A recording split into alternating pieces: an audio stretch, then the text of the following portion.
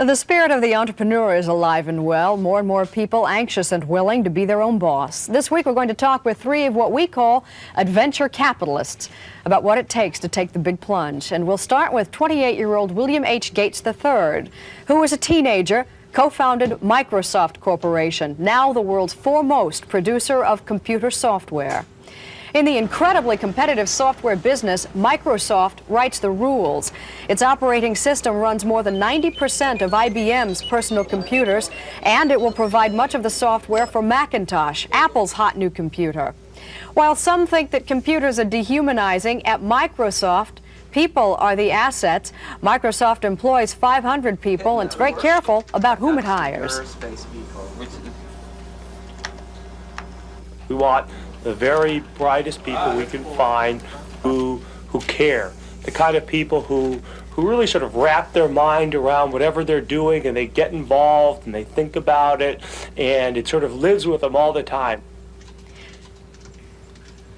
Employees are proud of their work. Richard Brody says being a programmer is something like being a novelist. It's really just like writing a novel, except perhaps even better, because the characters you create, the lines of code you write, get expanded by this great piece of hardware.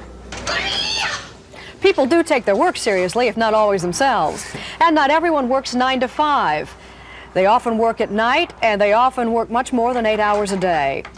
The future of Microsoft is in the hands of its programmers, and what they're programming are new computer applications, like an innovative word processing program called Microsoft Word, and a flight simulator for a Cessna 182.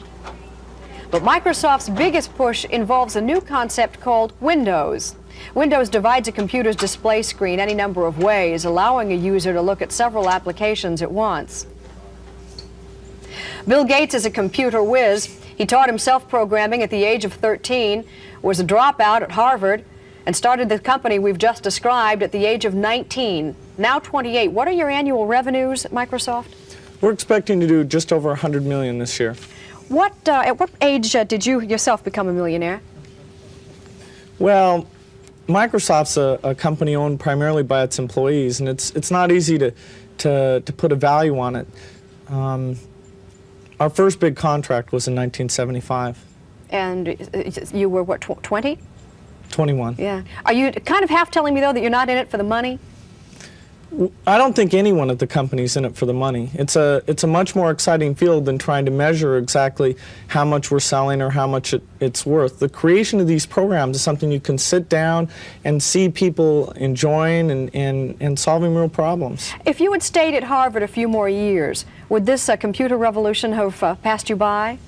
Perhaps. Things move very quickly in the industry, and it was really the urgency to get out there and be the first one to put a BASIC on the microcomputer that caused me to drop out. You're called a genius, and well, no, I don't think that embarrassed you at all. They call you a genius. Part of your genius is that you are a computer whiz, and the other is that you did have the business acumen to turn it into a working company. Are you a business genius too? Well, I wouldn't say genius. I enjoy working with the people, talking about what we're going to get done, getting real excited, making sure that the structure is there, that the ideas get measured properly, and really leading the company. That's exciting. At the age of 28, in a field of work where burnout is common, are you going to burn out before you're 30? No. How do you know? Well, the work we're doing it's not like, we're doing the same thing all day long. We go into our offices and think up new programs. We get together in meetings. We go out and see end users. We talk to customers. There's so much variety, and there's always new things going on. And I don't think there'll ever come a time when that would be boring. Can you see yourself working for somebody else? I never have. Can you see it? Well, in the sense that we work together, but answering to a boss. Could William H. Gates III answer to a boss?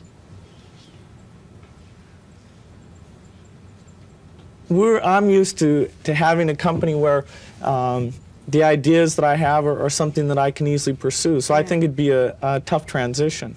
I have a boss to answer to, and a clock runs my life, which means we've got to run it coming up on 8:14. Good luck to you. Tomorrow we'll talk to some adventure capitalists, a bit more modest pursuits. They're hat makers from Jackson Hole, Wyoming. It's time now for a message. This is Today on NBC.